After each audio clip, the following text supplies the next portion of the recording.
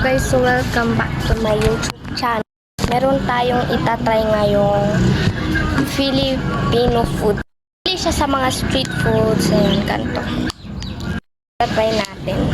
Ay, tatry. Natikman ko din naman ito. Wait lang.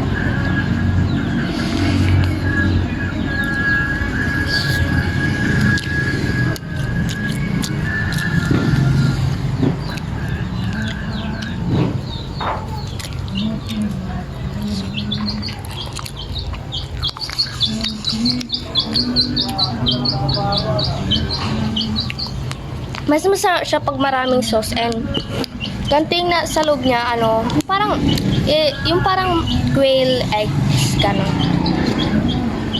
Tapos parang meron siyang orange, ano itong orange, hindi ko alam eh.